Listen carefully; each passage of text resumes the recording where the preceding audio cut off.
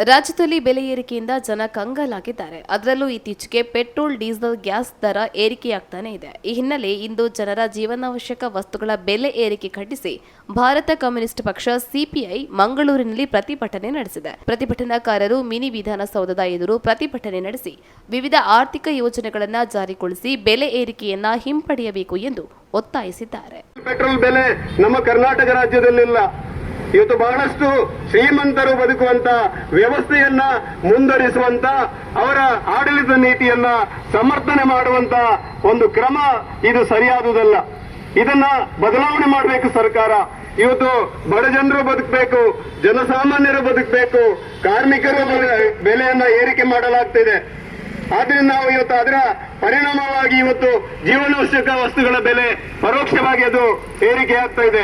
ಅದರ ಮೇಲೆ ಸರ್ಕಾರಕ್ಕೆ ಕಡಿವಾಣ ಇಲ್ಲ. ಇವತ್ತೇನು ಬಡವರಿಗೆ ಅಥವಾ ಏನು ಕಾರ್ಮಿಕರಿಗೆ ಕೊಡುವಂತ ರೇಷನ್ ಪದ್ಧತಿಯಲ್ಲಿ ಅಗತ್ಯ ವಸ್ತುಗಳನ್ನ ಪಡಿತರ ವ್ಯವಸ್ಥೆಯಲ್ಲಿ ಕೊಡುವಂತ ವ್ಯವಸ್ಥೆ ನಮ್ಮ ದೇಶದ ಕರ್ನಾಟಕ ರಾಜ್ಯದಲ್ಲಿಲ್ಲ. ಇವತ್ತು ಪಕ್ಕದ ಕೇರಳ ರಾಜ್ಯದಲ್ಲಿರುವಂತ ಒಂದು ಪಡಿತರ ವ್ಯವಸ್ಥೆ ಕರ್ನಾಟಕದಲ್ಲಿಲ್ಲ.